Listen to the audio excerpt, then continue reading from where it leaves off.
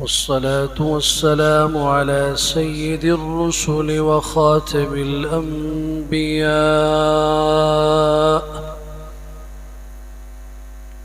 وعلى آله وصحبه الأتقياء.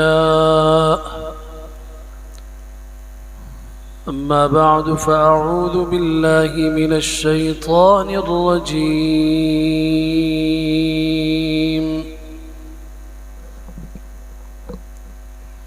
بسم الله الرحمن الرحيم.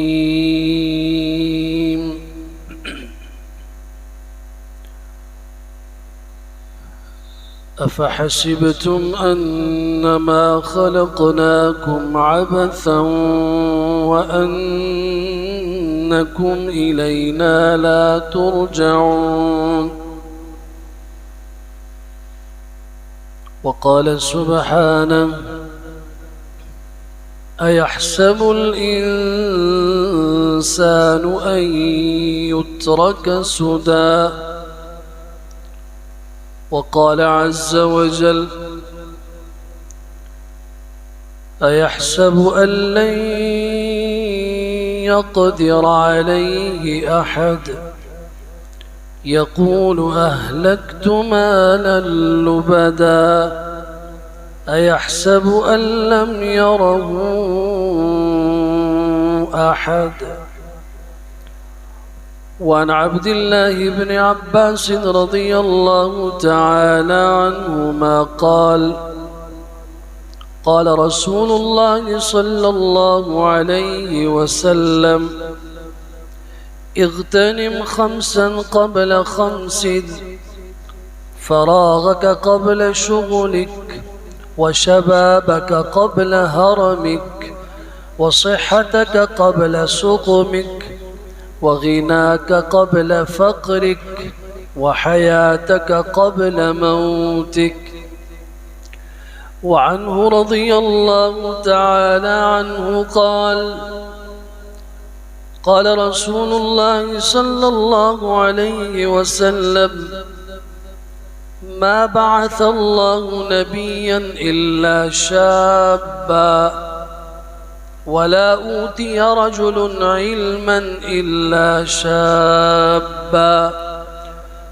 وعن أبي هريرة رضي الله تعالى عنه قال: قال رسول الله صلى الله عليه وسلم: 7 يظلهم الله في ظله يوم لا ظل إلا ظله. وذكر فيهم: شاب نشأ في عبادة الله عز وجل. صدق الله وصدق رسوله المصطفى صلى الله عليه وسلم، ونحن على ذلك لمن الشاهدين والشاكرين، والحمد لله رب العالمين.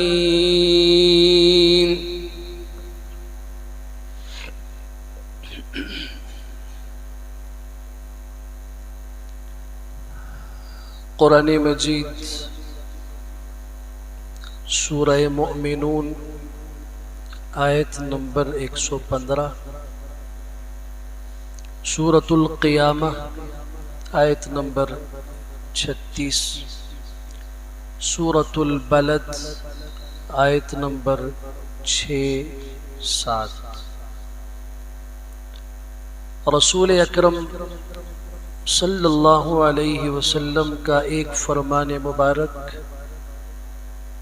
جسے رئیس المفسرین حضرت عبداللہ بن عباس رضی اللہ تعالیٰ عنہما نے نقل کیا، امام حاکم رحمۃ اللہ تعالیٰ علیہ نے مستدرک حاکم میں اس حدیث کو نقل کیا ہے۔ انہی کی دوسری روایت علامہ امام حیثمی رحمۃ اللہ تعالی علیہ نے مجمع الزوائد حدیث کی مشہور کتاب ہے اس میں نقل کیا और हज़रत अबू हुरैरा रज़ियल्लाहु ताला अन्हु की रिवायत, जिसे इमाम बुखारी और इमाम मुस्लिम रहमहुमुल्लाह ने अपनी सहीहैन में ज़िक्र किया है। दौरान खुतबा आप हज़रात के सामने ये आयात पढ़ी गई, इन अहादीस को पढ़ा गया। अल्लाह तबारक व तआला इनके मुताबिक हक़, सच और दुरुस्त बात कह सकने की तौफीक अता फरमाए।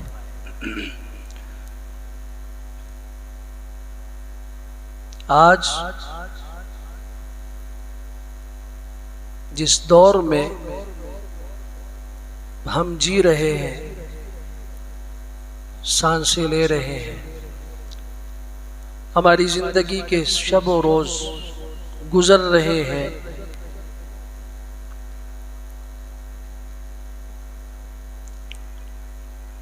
बेशुमार लातादाद फितनों का हम शिकार हैं। उनमें एक बहुत बड़ा फितना जिसकी तरफ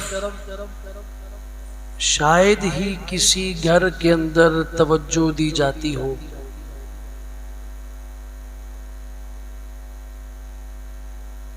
और वो फितना है किसी भी उम्मत और किसी भी कौम में नौजवान नस्ल में फसाद और बिगाड़ का पैदा हो जाना।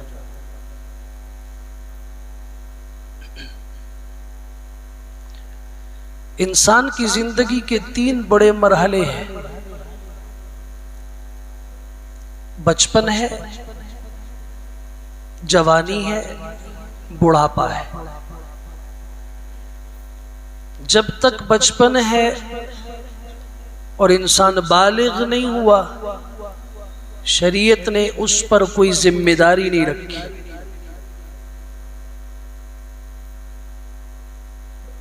जब बालिग हो गया तो जिम्मेदारी डाल दी गई।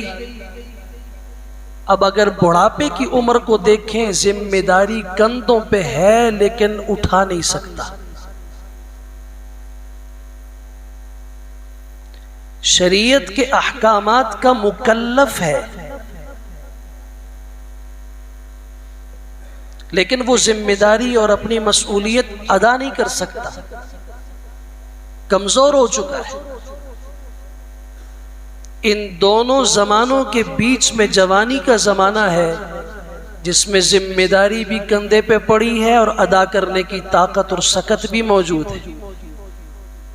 अब देखना यह है कि जब जिम्मेदारी के अदा करने की ताकत है, ये जिम्मेदारी अदा कर रहा है या नहीं कर रहा। आज पूरी दुनिया में जितने भी मज़ाहिब हैं, सबसे ज्यादा जवानों की तादाद उम्मत मुस्लिमा के पास मौजूद है। लेकिन अफसोस की बात अर्ज कर रहा हूं कि पूरी दुनिया में एक आलमी तहकीकी इदारे के तहकीक के मुताबिक सबसे ज्यादा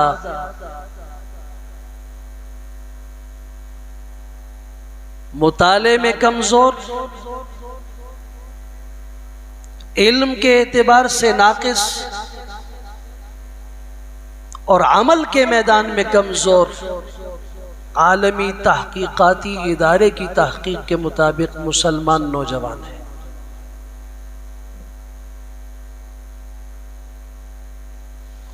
सूरह मोमिनून में खल्लाक आलम सवाल करते हैं, अफहसिबतुम अन्नमा खलकनाकुम अबसा, क्या तुम समझते हो कि हमने तुम्हें बेकार पैदा किया? व अन्नकुम इलैना ला तुरजाऊन, और तुमने हमारी तरफ वापस नहीं पलटना। सूरह क़यामा की आयत 36 में सवाल कुछ इस अंदाज से है, अयहसबुल इंसानु अन युत्रका सुदा, क्या इंसान समझता है कि उसे बेफायदा छोड़ दिया जाएगा? सूरह बलद में कहा अयहसबु अल्लन यक़दिर अलैहि अहद, क्या ये इंसान समझता है कि उस पे कोई जात कुदरत नहीं रखती? अयहसबु अल्लम यरहु अहद, क्या इसका ख्याल ये है, इसका गुमान ये है, इसकी सोच और फिक्र ये है कि उसे कोई जात देख नहीं रही, वो नजरों से ओझल है। तारीख पढ़िए उम्मत मुस्लिमा की, हर दौर में हक के अंदर मुअस्सिर किरदार अदा करने वाली उस कौम के जवान होते थे। मजमउज़ ज़वाइद की रिवायत का मैंने हवाला दिया। हज़रत अब्दुल्लाह इब्न अब्बास फरमाते हैं रज़ी अल्लाहु तआला अन्हुमा, इमामुल अंबिया सल्लल्लाहु अलैहि वसल्लम ने फरमाया मा बअसल्लाहु नबिय्यन इल्ला शाब्बा, अल्लाह ताला ने कोई नबी नहीं भेजा मगर जवान। जब अल्लाह ने किसी को नबी बनाया 40 साल की उम्र में बनाया। एक हजरत ईसा अलैहिस्सलाम है जिन्हें 33 साल की उम्र में, जवानी में, नौजवानी में नबुव्वत से नवाजा गया। मा बअसल्लाहु नबिय्यन इल्ला शाब्बा वला ऊतिया रजुलन इल्मन इल्ला शाब्बा, और जब अल्लाह ने किसी को इल्म दिया तो भी जवानी में दिया। अपने दिल के दरीचे खोल के जरा गौर कीजिए कि कुरान हमसे किस जवान का मुतालबा करता है। ये जवानी अल्लाह की नेमतों में से बहुत बड़ी नेमत है। इसे जाया करने वाला क्या नुकसान पाता है, इसे मुफीद बनाने वाला कितना फायदेमंद होता है। आप अंदाजा लगाइए जवान कैसा होना चाहिए। मुस्लिम मुआशरे में नहीं, पूरी दुनिया में मुसलमान नौजवान कैसा होना चाहिए। हक के लिए वो इतना फिक्रमंद हो और हक का इतना वो पास रखने वाला हो कि जब दुनिया की नजर पड़े हक के मामले में तो बातिल भी इकट्ठे होकर सब इकट्ठी जबान से बोले कि फलां आदमी है, फलां जवान है जिसके पास हक मौजूद है। सूरतुल अंबिया की आयत 60 पढ़िए। बाबिल के माबद में एक जवान घुसा, सारे बुतों को तोड़ दिया।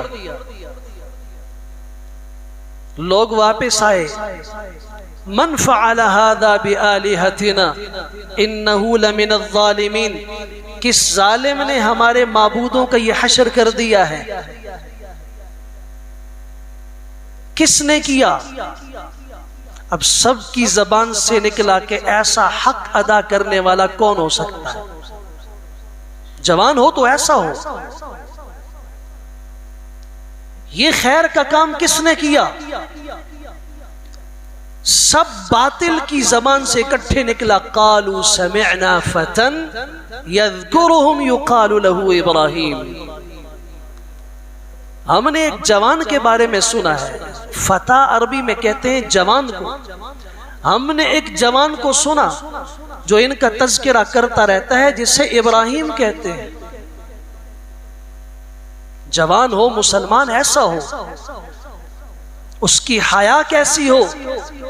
ऐन जवानी के अंदर दरवाजे बंद हैं, दरवाजों पे दरवाजे बंद हैं, और हुस्न और जमाल की बड़ी गुनाह की दावत दे रही है, और वहां जबान से निकल रहा है माआद अल्लाह।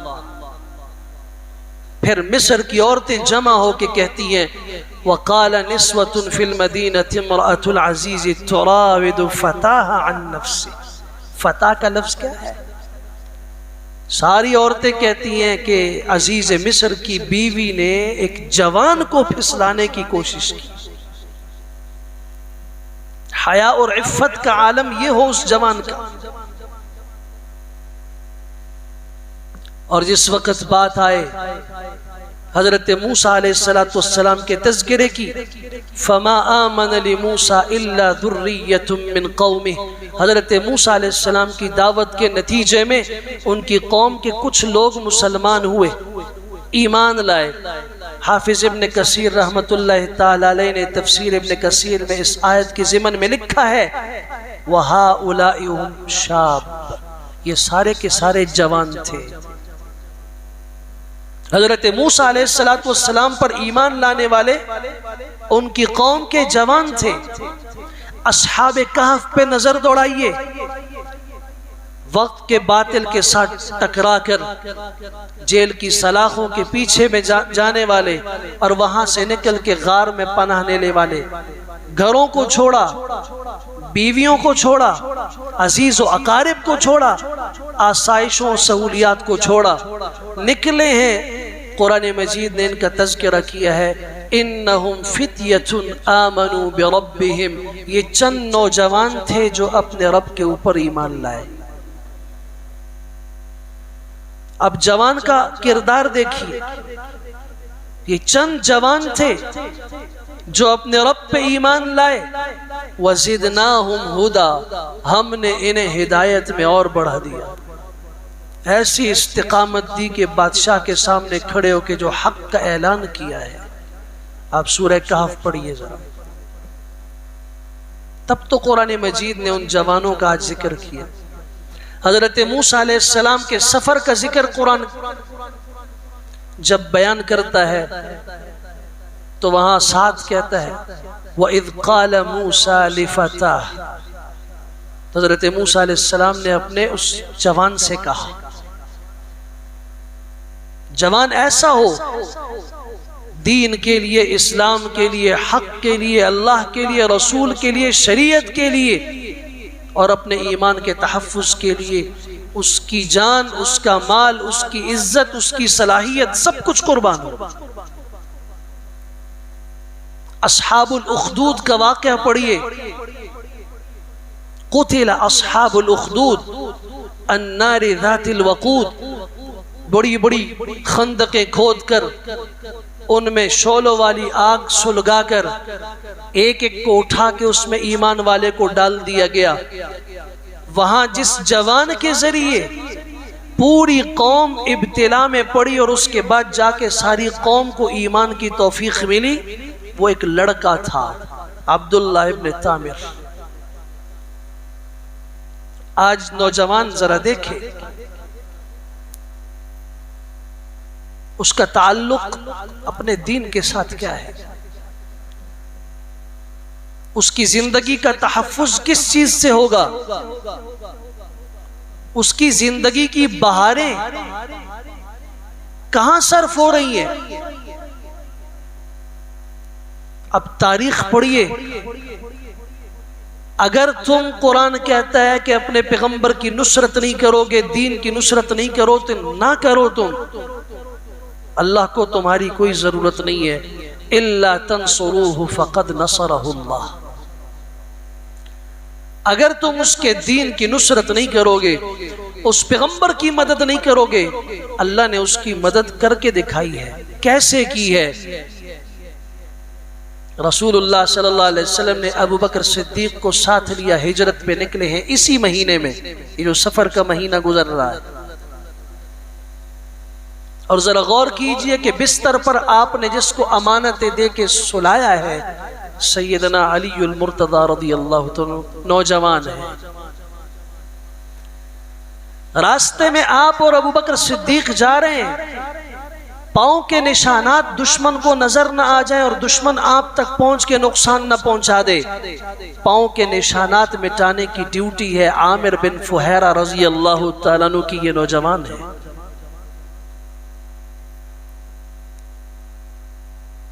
खाना लाने की जिम्मेदारी अस्मा बिनत अबी बकर सिद्दीक की है।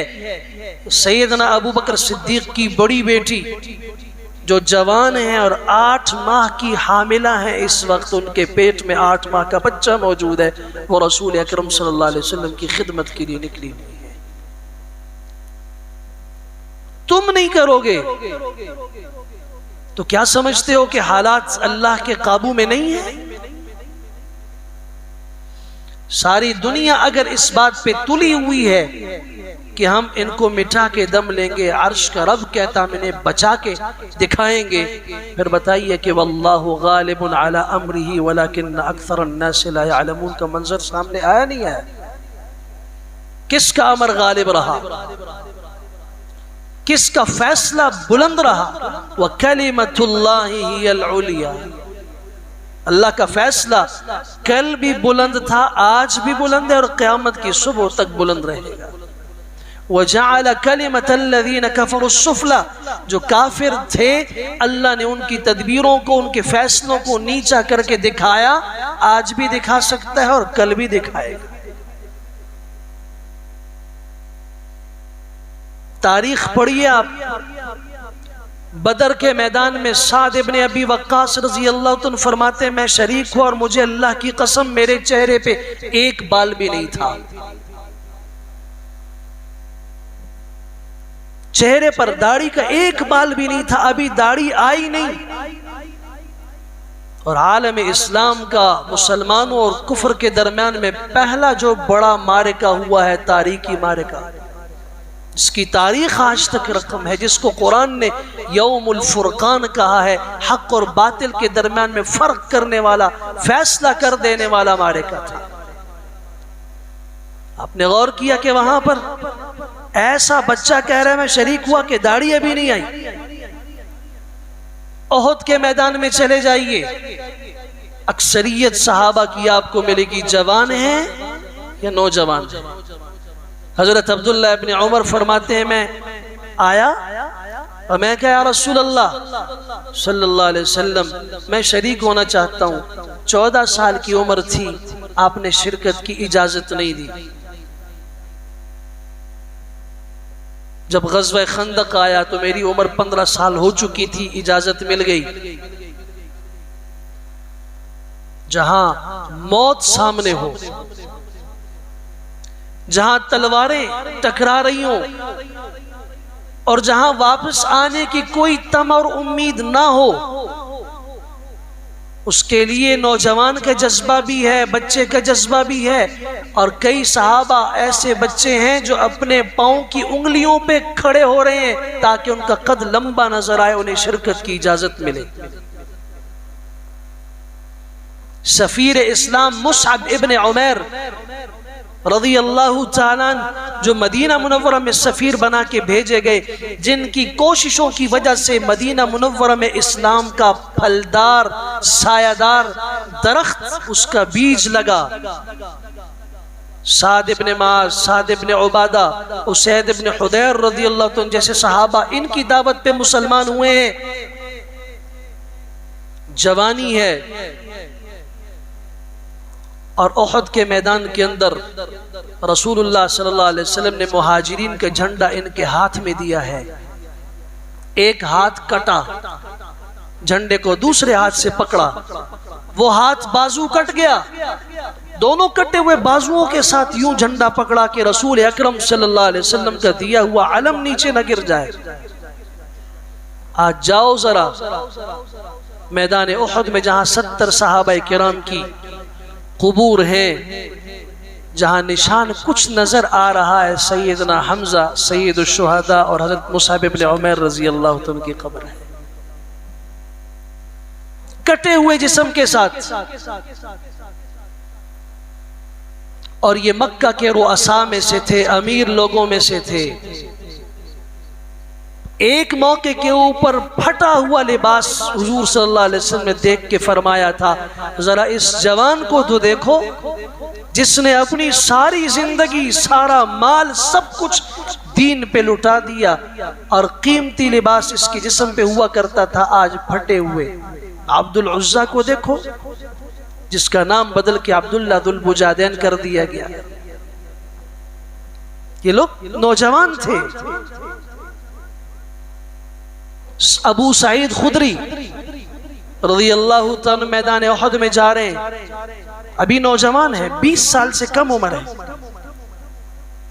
सफीर यमन, काजी यमन मुआज़ इब्न जबल रज़ी अल्लाह तआला, जिन्हें रसूलुल्लाह सल्लल्लाहु अलैहि वसल्लम ने कसम खा के फरमाया था, वल्लाहि इन्नी लउहिब्बुका या मुआज़, मुझे अल्लाह की कसम है ए मुआज़, मैं तुझसे मोहब्बत करता हूँ।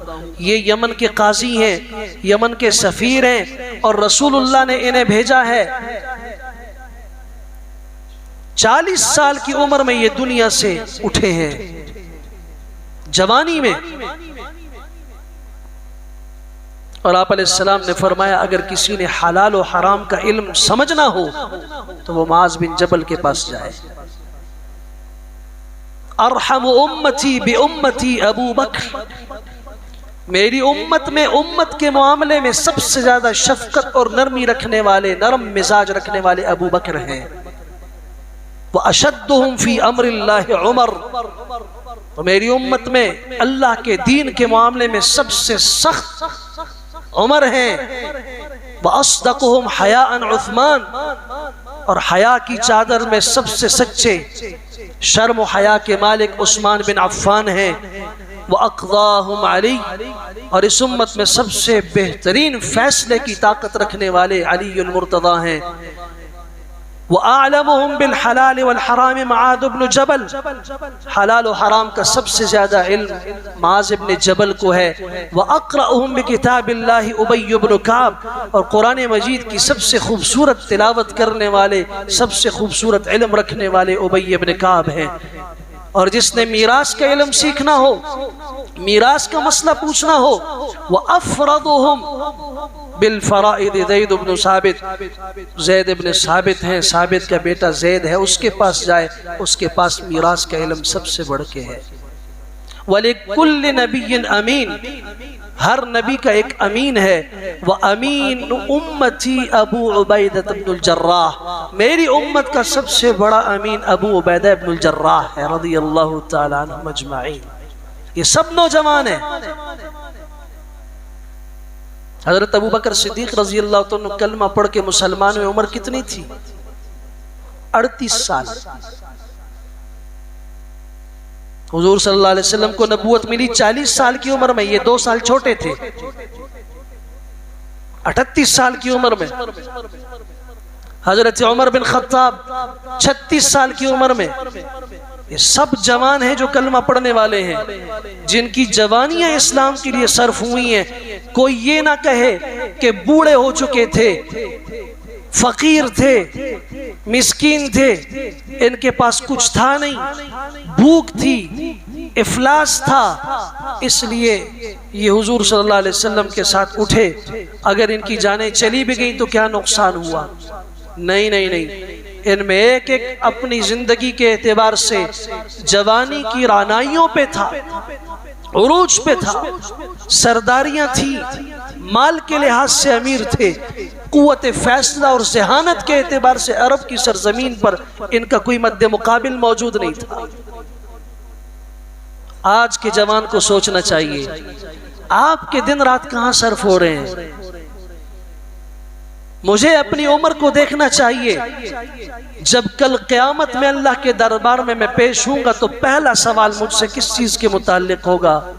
अन उम्रिही फीमा अफना, अपनी उम्र का हिसाब दो, उम्र को किस चीज में लगाया था। वान शबाबिही फीमा अबला, अपनी जवानी का हिसाब दो, जवानी को किस चीज में परागंदा करके पुराना करके ले आए हो। उम्र में तो जवानी भी आ जाती है, बुढ़ापा भी आता है, बचपन भी आता है। जब उम्र का सवाल हुआ उसके बाद दोबारा जवानी का खास तौर पे सवाल।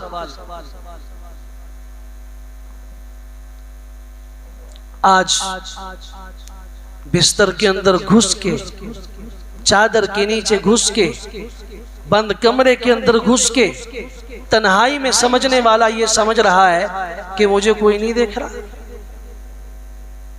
इसी को तो कुरान कहता है कि अयहसबु अल्लम यरहु अहद, ये समझ रहा है कि इसे कोई देख नहीं रहा, इस तारीकी में कोई देख नहीं रहा। उसामा इब्न ज़ैद 13 साल की उम्र है और हुजूर अक़दस सल्लल्लाहु अलैहि वसल्लम शदीद बीमारी के आलम में है। आपने मुसैलमा कज़्ज़ाब के खिलाफ जो लश्कर तैयार किया, बड़े बड़े सहाबा किराम मौजूद हैं, उनका अमीर उसामा इब्न ज़ैद रज़ी अल्लाह तआला को बनाया। 13 साल की उम्र। तारिक बिन ज़ियाद को जानते हो, कितनी साल की उम्र में ये फौत हुआ है। मोहम्मद बिन कासिम को जानते हो, जिसने सिंध और हिंद को फतह किया, 17 साल की उम्र में आया। कुतैबा इब्न मुस्लिम अल-बाहिली, जो वहां बर्बर की कौम से निकला और वहां से होता हुआ चीन तक, खुरासान तक जिसने इस्लाम का झंडा लहराया है। आप जरा इसकी उम्र देखिए, 33 साल की उम्र में जंगों के लिए घोड़े की नंगी पीठ पे सवार है। जवानी इसे कहते हैं, जिसे कल क़यामत के दिन पूछे कि जवानी कैसे सर्व की। अल्लाह, आपसे कोई चीज मख्फी नहीं है। मेरी जवानी कुरान और सुन्नत की खिदमत में सर्फ हुई है। मेरी जवानी मस्जिद की इमामत में सर्फ हुई है। मेरी जवानी कुरान की तालीम और ताल्लुम में सर्फ हुई है। मेरी जवानी दीन के लिए दर दर पे निकल के उसकी मेहनत पे सर्फ हुई है। मैंने दीन को सबसे कीमती मता जान के उसके लिए जान भी दी, माल भी दिया, औलाद को भी कुर्बान किया, बीवियों को भी छोड़ा। सारी दुनिया की सहूलियात को छोड़ के अल्लाह सिर्फ आपके दीन को लेके निकला, और उसी पर आज आपके सामने खड़ा हूं। आज अबू जहल के मुताल्लिक आप कह देते हो, अबू जहल इस उम्मत का सबसे बड़ा फिरौन। यह रसूल अकरम सल्लल्लाहु अलैहि वसल्लम के अल्फाज हैं, इस उम्मत का सबसे बड़ा फिरौन है। इसे कत्ल करने वाले 2 भाई माद और मुअव्वद हैं, जिन्हें सारी जिंदगी आप स्कूलों में माऊज पढ़ते रहते हैं। ये माज है और माऊज है। ये लफ्ज मुअव्वद है। ये अफरा के बेटे हैं। मां ने इन दोनों बच्चों को लाके खड़ा किया, और इस उम्मत के फिरौन को तकब्बुर के साथ निशान इबरत बनाने वाले ये 2 बच्चे थे, 2 लड़के थे। आज के लड़के को तो माँ बाप नमाज का नहीं कहते। वो आगे से कह देते मैं घर छोड़ के भाग जाऊंगा, मुझे तंग न करो, मुझे परेशान न करो। मैं अल्लाह की कसम खा के कहता हूं, आज जो जवानी, ये जो हमारी जो नई नस्ल है, जिस नहज पे ये जा रही है, इनके सरों के ऊपर तरबियत का जो फुकदान है, मुस्तकबल में जब ये जवानी को पहुंचे और बुढ़ापे को पहुंचे, तो इनमें से आपको कोई मस्जिद में नजर आने वाला नहीं होगा। ये जो आप यहां सफेद रीश लोग मौजूद हैं, जरा आज से 40 साल पहले चले जाओ, आपको ये लगेगा कि आपके मोहल्ले में एक घर ऐसा नहीं था जिसमें कोई बेनमाजी हो। हमारे दादा, हमारे बाप ये नमाजों के और दीन के पाबंद लोग थे। उस छाननी से छनते हुए आज हम हैं, जहां 50% भी नमाजों की पाबंदी नहीं है, दीन की पाबंदी नहीं है। तो इनसे जो नस्ल आगे पैदा होगी और उनसे जो पैदा होगी, मुस्तकबल आप खुद देख लीजिए। नौजवान अगर बिगड़ जाए तो उससे काबिल बनता है, उससे किनान इब्न नूह बनता है। ये तो पैगंबरों की औलाद है। काबिल किसका बेटा है? हजरत आदम अलैहिस्सलाम का। और इस रूए जमीन पर पहला कत्ल करने वाला कौन है? किनान किसका बेटा है? नूह अलैहिस्सलाम का। सावी इला जबलिन यासिमुनी मिनल मा।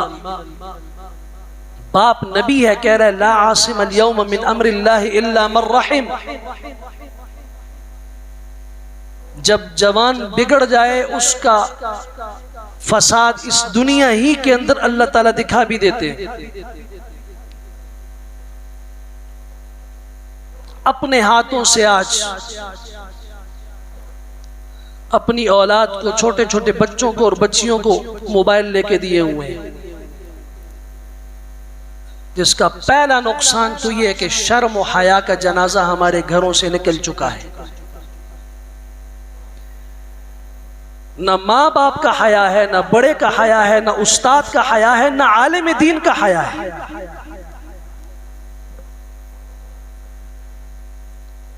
क्या गलत कह रहा हूं?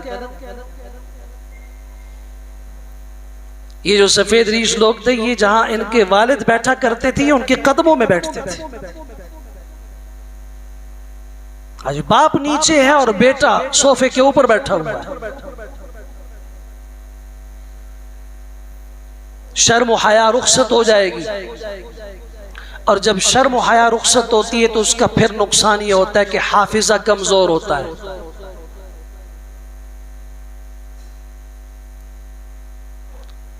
इसीलिए आज दुनिया की सारी बातों को जानने वाले को 10 सूरतें नहीं पढ़नी आती। किसी और से नहीं, अपने आप से खुद सवाल करो। बूढ़ा हो गया, इसको आज तक गुस्ल के फराइज मालूम नहीं, वुजू के फराइज और मसाइल मालूम नहीं, जबकि रोज वुजू करता है, नमाज पढ़ रहा है। इमाम अहमद बिन हम्बल रहमतुल्लाह तआला ने लिखा, फरमाया, बड़ी नमाजें पढ़ी मसाजिद के अंदर। हजरत उस जमाने की बात फरमाते हैं, कहते हैं कि इल्ला माशा अल्लाह, कोई ऐसा है कि जिसकी नमाज वो नमाज है जो नमाज रसूलुल्लाह सल्लल्लाहु अलैहि वसल्लम ने बताई।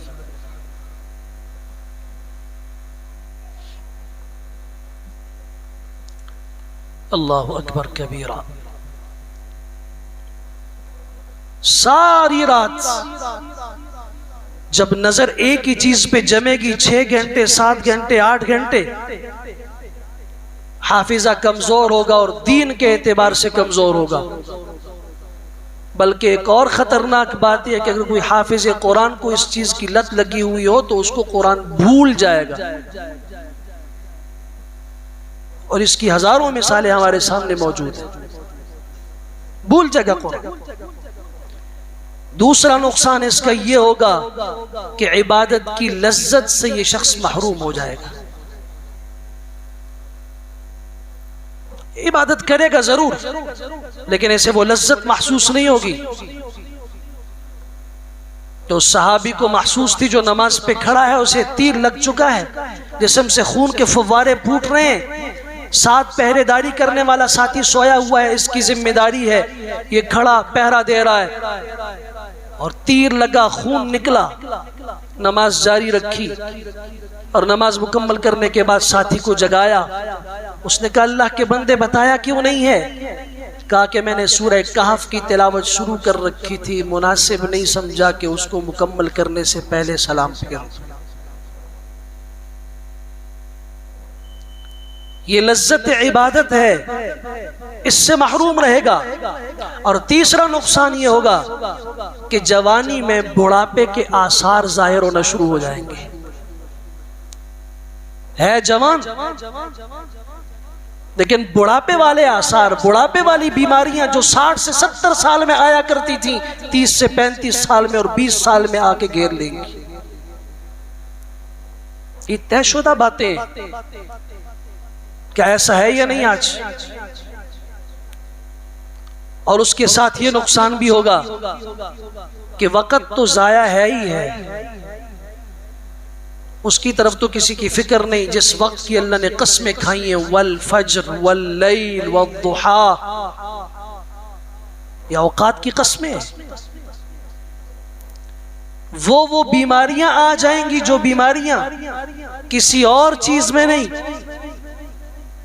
किसी और सबब से नहीं, जो तन्हाई के गुनाह से इंसान के अंदर आएंगी। और ये जवान ये समझता है कि मैं तन्हाई में बैठा हुआ हूं, मुझे कोई नहीं देख रहा। उसके बड़े नुकसानात में से एक नुकसान इसको ये भी झेलना पड़ेगा, और ये माँ बाप तख्तियों, दिल की तख्तियों पे लिख लें, आपकी ये औलाद तालीम के मैदान में कभी भी तरक्की नहीं कर सकती अगर आपने इनको मोबाइल दे दिया। आज असरी तालीमी इदारे भी जो दुनिया में बेहतरीन है, वहां मोबाइल पे पाबंदी है। मैं तो उन माँ बाप की मिन्नतें कर करके थक चुका हूं जिनके बच्चे हमारे पास पढ़ते हैं कि जब ये बेचारे छुट्टी करके घर आए, इनको मोबाइल बड़ा न दो।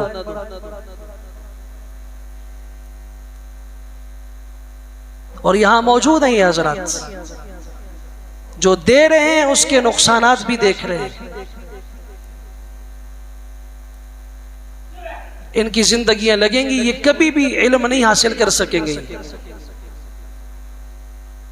और एक नुकसान ये होगा कि कराबतें और रिश्तेदारियां खत्म हो जाएंगी।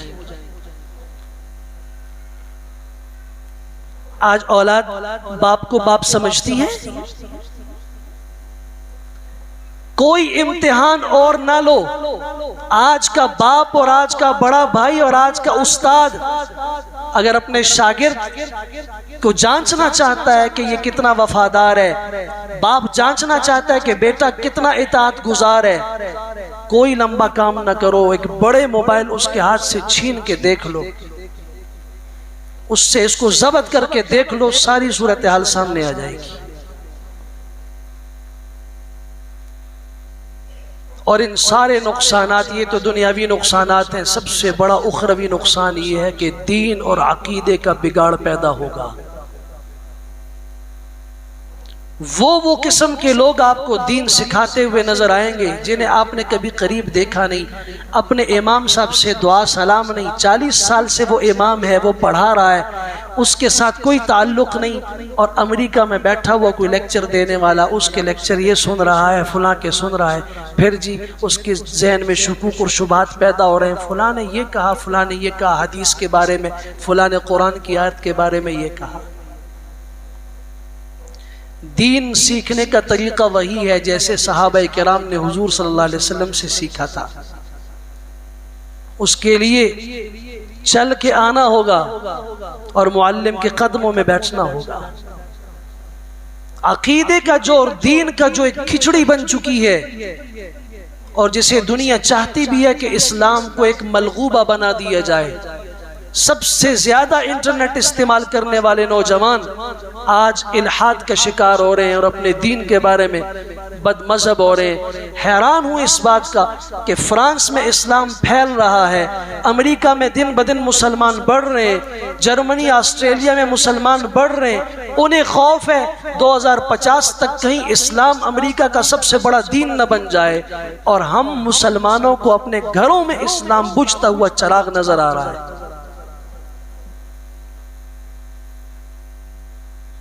फर्क समझ सकते हैं आप? फर्क यह है कि उन्होंने दीन को सीखने के लिए सही सिमत का रुख किया। अब तफसीली वक्त नहीं है कि मैं उन वाकयात की तरफ जाऊं।